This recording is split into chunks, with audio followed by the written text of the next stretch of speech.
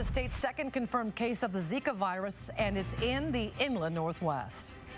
Well, that virus has made its way to Spokane. The health district says that a woman in her 20s was pregnant when she traveled to a Zika-affected area and then tested positive for the virus here. KXLY4's Allie Norton working for you tonight, live at the Spokane Regional Health District. And Allie, we understand that baby tested negative for the virus?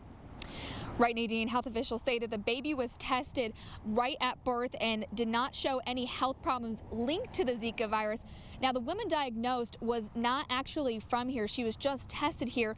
And because of that, they do not believe that there's any risk of transmission to anyone here, despite this being the second confirmed case in Washington state. This announcement comes just a week after the news of a Mason County man that got the virus traveling through an affected area. Spokane's case is the second and one of more than 100 travel-related cases nationwide. This one, however, is much different.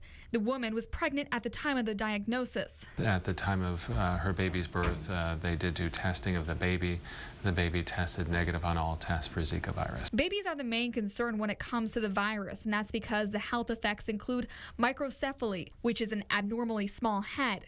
The virus can also cause miscarriages. So the Centers for Disease Control and Prevention have mandated that women who are pregnant and travel to areas with active outbreaks be tested for the virus. And since it's been proven that the virus can be transmitted through sexual intercourse, people who've traveled to those areas and are showing symptoms are also being tested. We're looking at, issues of rash, red eyes, fever, or joint achiness. So any two of those four symptoms would qualify for them for testing if they had traveled to an affected area. Zika virus started in Asia and Africa, then migrated to the Western Hemisphere last year.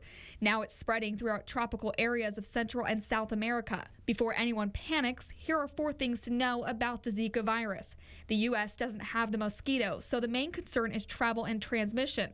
80% of people who get the virus never show symptoms, and even if they do, it's a mild illness. There is no cure at this point, and the full health effects are still being studied.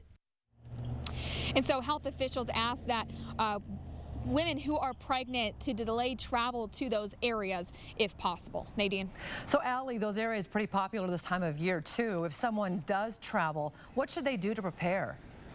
Well, you can wear repellents. Those areas popular for spring break, but long pants and long sleeve t-shirts are going to be the way to go in this. And then not using anything that would attract a mosquito, like good smelling stuff such as perfume and cologne, just anything basically to keep those mosquitoes away. Reporting live tonight, I'm Allie Norton, KXLY4 News.